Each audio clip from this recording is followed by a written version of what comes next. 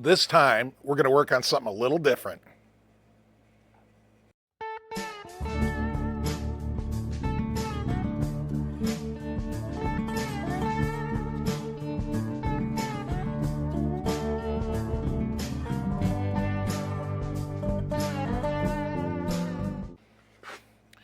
This is my Daddler. Let's go outside and I'll show you around the sled. All right, it's a little windy out here today, but hopefully you can hear me okay. So this is the Daddler that we call the race Daddler. For no other reason than we one-lung raced it. It doesn't really have any racing parts on it. So it's an AMF Daddler Mark IV, which means it's a 15-inch rubber track with bogey wheels. There were other models that had wider tracks, and there were even some that had cleated tracks and slide rails, but this is the basic model, and it's stripped of a few parts. You can see I've got the Polaris TX seat on it. I got a full-length snow flap and a tow hook, because, you know, the Daddler should be able to tow things home. And let's take a look. Here's the motor. This is an L295 JLO, and for some reason in the distant past I adapted a Tillotson HR to it. I know, Andy, you want a Walbro? Nope. Nope.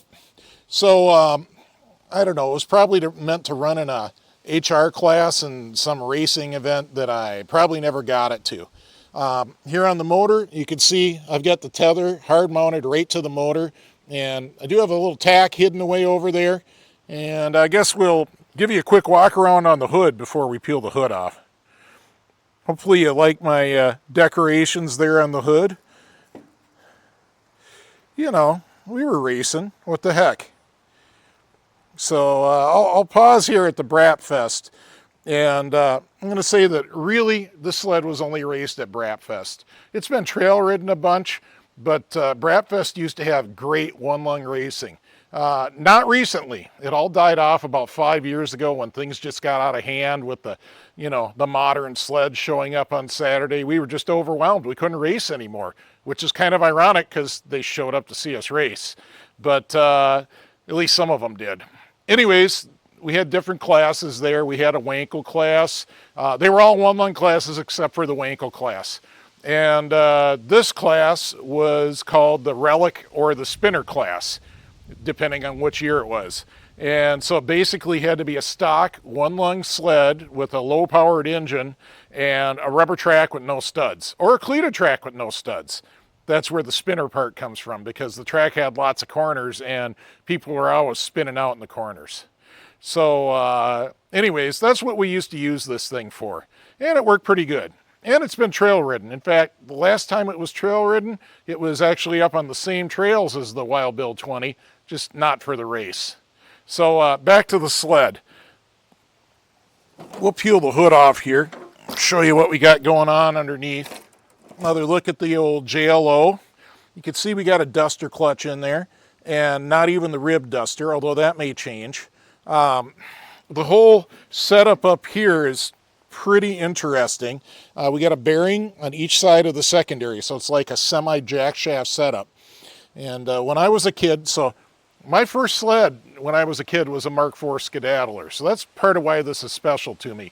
And I would say probably my first major repair, bigger than rebuilding a carb, clean the carbs, my first major repair was actually replacing these bearings on one of these shafts. So my dad brought home a bearing splitter from work, and I don't remember what we used, but we pressed it apart, pressed on new bearings, and had the old Daddler running. Miss that sled, but I have a couple more anyways. So back to the sled. You can see it's got the Donaldson muffler. The chain case that's just a shield. It's not enclosed. You grease that chain or oil it or whatever, but it's not an oil bath. So that's all you need to know about that. TX seat, did I mention that already? Part of this project will probably be to freshen up that taillight. I think it fell out once on a ride and we duct taped it back on. Sounds about right. So let's tip it up. So here's that Skidoo track. It's actually a Kimpex replacement track for Skidoo 114 by 15. And a couple things, well, one big thing you need to know about this track. So Skedaddler tracks were 2.00 inch pitch, which is 50.8 millimeters if you're speaking metric. And Skidoo tracks were 50 millimeter pitch. And that meant that the drivers in the track didn't get along very well. Well, years ago, you couldn't get any repop Skedaddler drivers. Not until one day I happened across some NOS drivers. They were super brittle, but they were good enough for Rick Weaver to pull a mold off of. So Rick Weaver down in Stewartville, he's in all the, shows up to most of the swaps in the area. He does have repop Skedaddler drivers, but this predates that by quite a bit. So anyways, those are Skidoo drivers because they were easy to get. Heck, Skidoo was still making them when I built this sled many, many years ago. And that all looks pretty good. Otherwise, the bogies are still Skedaddler. And you can see I'm running a fair amount of carbide on this thing. I don't know. I don't have a tape measure on me, but it's enough. It turns. So let's pull her back. So you can see I've got some crazy wide ski spreaders on there. Well, that's okay because Skedaddler spindles are one-piece forgings. And so far, knock on wood, they've never bent. And I've jumped this thing pretty hard. So let's see, what's the other reinforcement? I've got this angle iron stamping piece I welded down both sides to reinforce the running boards. And then the stirrups were cut off, so I had to get some stirrups off a junk chassis and weld them on. Other than that, the chassis is pretty much stock. Oh yeah, this is the earlier clutch from like a 70, 71, and the 72 would have used this bracket back here, but I didn't have the clutch cover for that, so I had to weld this bracket on to use the earlier clutch cover, which is just great. So let's see. I don't know what else to tell you. Cable operated disc brakes, they actually work pretty good. The old throttle pull works pretty good. But that HD isn't going to be, or HR isn't going to be on there real long. The new motor is going to have an HD. So there you go. That's the race Skedaddler. Let me show you the stock one. That's not actually part of this project, but let's show it to you anyways, just so you can see the difference. So buried here in my shop is a very stock Mark IV AMF Skedaddler. You can see the seats on a riser. That's a storage area under there. It's got handles. It's got a kickstand. You can kick that stand down and it'll hold the track off the ground to warm it up or whatever. Big plastic backrest. It's actually pretty comfortable to ride two up. Underneath the hood, everything's the same except for this one has an HD and it has electric start. But other than that, this is pretty much what the race Daddler started as. So just thought I'd give you that comparison so you can see what kind of parts have been removed and changed. So I'm sure you're wondering, Nutter, what are we doing with this thing? Why is the project? Explain it. You showed it to us, now explain it. All right. So we got a couple things going. First off, we even got the camera over there. We've got this broken off motor mount bolt. I want to get that fixed. So no good there. No good. And then second, over on the other side, this motor mount bolt right here, when the clutches shift out, the belts hit it. And sometimes it flips over the belt, and once it destroyed it. So there's a little bit of work to do on that thing. At a minimum, I got to shorten up the bolt. I think I'll probably put a lone nut on it and cut it short. I don't know. And then the last thing is this engine itself. Now, JLO single cylinders, these are good, reliable motors. Don't let anybody tell you any different. But this is the L295, which was 19 horsepower at best with the perfect exhaust, which this is not, and with an HD carb. So with this HR on here, this thing's like 16 horsepower probably. She's not very powerful. So I have in my stock a JLO R295, which is supposedly a 24 horsepower motor under optimal conditions. And it has an HD carb on it. So it should be a pretty good gain over this one. And believe me, the sled needs it. This poor thing could hardly crack 40 miles an hour with this setup right now. And then, basically, we're just going to clean the carbs, We're just going to go through it, make sure everything's good. I may try to find some stiffer springs for back here off of a wide track sled or something, just to get the very back axle up some more. We'll go through all the bogies. I don't know. We're just going to go through the sled and make it right, and hopefully, cross your fingers, make it reliable. I got to show you one of those Daddler oddities. Don't cringe too much. It actually works fine. So I think I might have mentioned that there's bearings on each side of the secondary, almost like a jack shaft. Well, you got to take those off to get the belt out. And in order to take those off, you can't just take the caps off and take it out, because there's a chain in here. And also there's a tensioner right here. So there's a bunch of stuff to loosen up, take apart, take the chain off. I'll bring you back when I get some covers off and get things loose, and I'll show you what's going on. All right, we've unraveled another layer of the Daddler mystery for you. Here you can see the chain, and you can see I've always sprayed white lithium on it. It's just a double roller chain. I think it's a number 35. That cover, like I said, it's just a shield.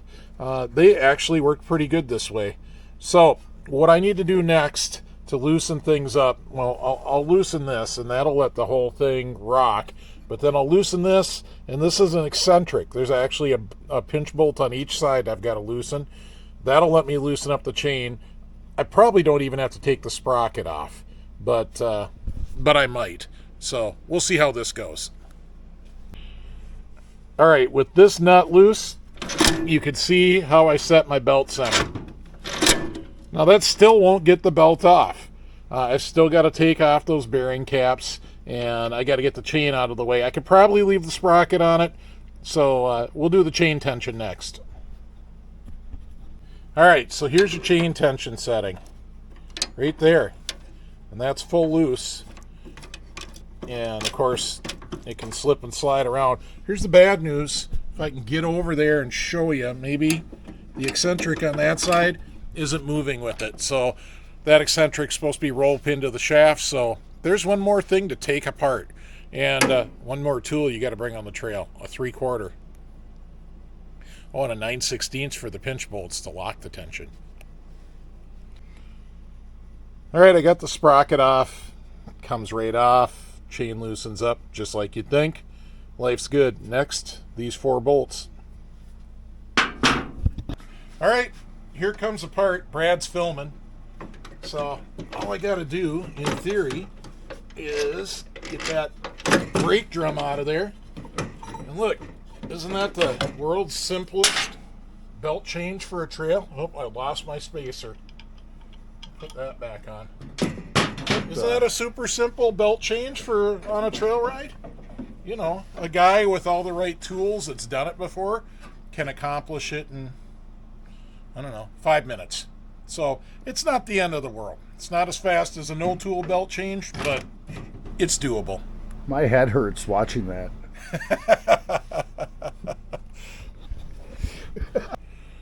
We got it out. Brad helped a bunch. Took a bunch of pounding. I did a bad thing. I used an extension as a punch, but I didn't ruin it. The socket still fits in. So we got the shaft out. So you can see this eccentric that I'm holding slid way down. It's still got its roll pin. Down at the other end, buried in grease, is where the other roll pin needs to be. So the whole point of getting this thing out is to knock out the remnants of that roll pin so that I can put it back together and put a new roll pin in it, I guess. I don't know. It'll make it adjust right. I hope you're enjoying this, because skedaddlers are very complicated for what they are. Confused as Here we go.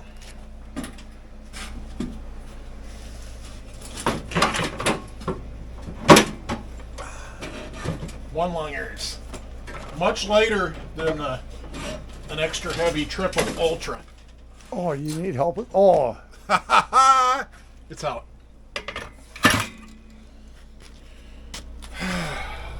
Life's good. All right, here's the aftermath. we got the motor out. You can see the broken motor mount bolt. There's a nut still on it. About to fix that. The rest of them, you can see they're still there. They still got nuts, a little loose, but not bad. Got that whole jack shaft thing blowing apart. Have to find the right size nail to substitute for that roll pin. What size nail, Brad? 8 penny. An 8 penny. Duplex. A duplex 8 penny. And there's the rest of the aftermath. So, skedaddler. All right, Brad's trying to figure out exactly what he saw tonight, much like I did the very first time I saw one of these. So we have this part here yeah, that is pinned on both ends. yeah, and this is supposed to be slid down, and its mate goes over here. And it's more like a cam lobe. Yeah, and that adjusts the chain tension. So that adjusts this whole casting up and down. Okay. And then this whole casting rocks on that shaft. So that shaft moves up and down. Well, and then it rocks on this, like this, to adjust your belt tension. You're wondering about belt alignment. Yes, the belt alignment is another bolt we took out. Nope, the belt alignment's over here on the motor. So, here, I'll look on this side. So over here, these motor mounts are slotted. So you can see with these slots, and they're pretty long slots, that's how you move the motor right and left. So that's your belt alignment is on the motor mounts. So you only need a 9/16 and a 3/4 inch wrench, and you can do all this on the trail. You need more than that, but yeah, you need a 9/16, a 3/4, and a 1/2 inch socket on a pretty long extension. And yeah, you could do all this on the trail, or just change your belt like most people do in 1 minute. You could do it in, I think I said earlier, about 5 if you're practiced. So once again, where's that other eccentric? So here's the eccentric that you adjust, and that slot is so you can pin it to the shaft. So as you could see, that hole is way offset. So as you adjust that shaft moves this thing up and down. And then to set your belt centers, you're rocking it. And yes, they do interact, and if you do one, it affects the other. And then your side-to-side belt alignment, that's your motor mount. Is that clear as mud? Why wouldn't you buy a new sled? What fun would that be? See you on the trail. What fun would that be? Cleaning the carbs.